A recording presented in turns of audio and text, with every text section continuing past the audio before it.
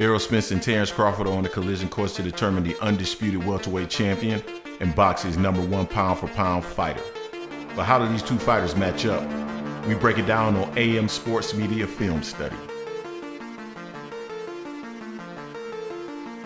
Standing at 5'8" with a 74-inch arm reach, Terence Crawford is the former undisputed super lightweight and current WBO welterweight champion, and by and large considered the #1 pound-for-pound fighter in the sport. He boasts a record of 38 wins with no defeats, and 29 of his wins have come by knockout. Crawford's style is heavily predicated on movement, ring generalship, and counterpunching.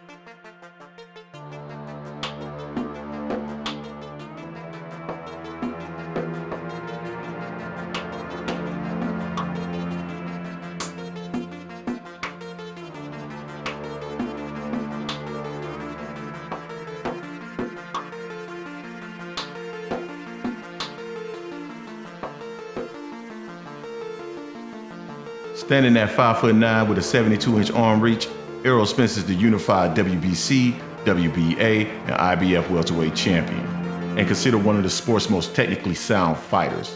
The foundation of Spence's attack is his jab, which sets up the left cross, the right hook, but more importantly, the game's most devastating inside assault.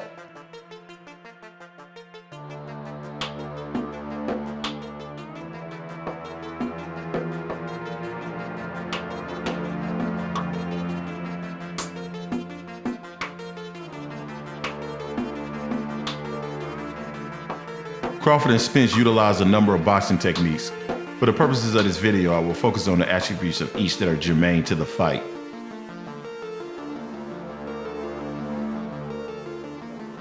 Out of the southpaw stance, Crawford typically starts off throwing the jab. Against orthodox fighters, he is a master at parrying the jab and countering with his own.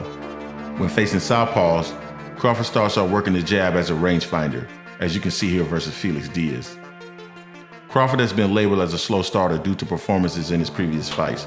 In reality, he's simply collecting data he'll use against his opponent in later rounds.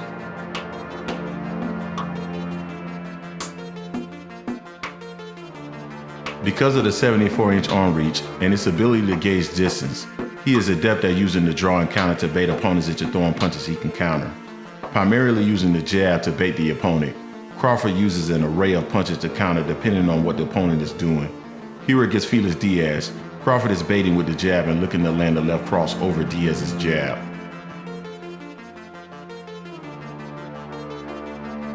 Crawford's counterpunching skills were on full display against Jeff Horn.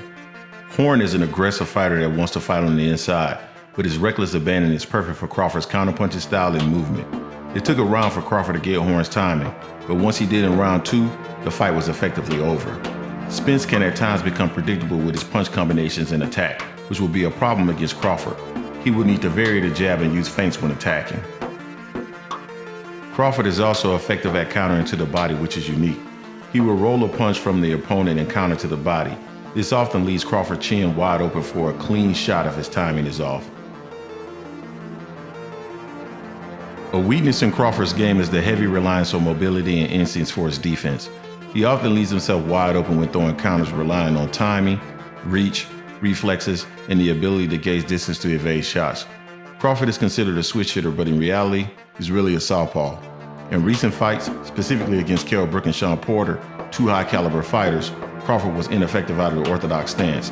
Also in those fights, he showed a decline in his mobility, which makes him more susceptible to Spence's attack. Regardless of the stance of the opponent, Errol Spence's offense begins with the jab. He's equally adept at jabbing to the head or body and uses the punch to constantly apply pressure to his opponent. Once the opponent becomes occupied with defending against the jab, Spence opens up his offense throwing hooks, uppercuts, and crosses. Spence has been labeled as basic by some, but this couldn't be further from the truth. Spence employs check hooks, lead lefts, feints, and up jabs, but relies on the fundamentals of boxing in his approach, which doesn't have the same flair as Crawford's quick counterpunches and movement. Spence's inside game is advanced. Similar to his outside game, he'll set up the body attack with the jab. Spence will sometimes occupy the opponent with the jab to the head and throw a quick left to the body. Against counterpunchers, he will change levels after throwing the jab to avoid the counter.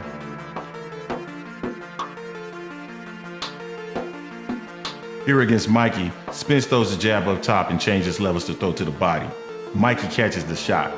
Spence does the same jab up top, but this time when he changes levels, he throws the shot up top, catching Mikey.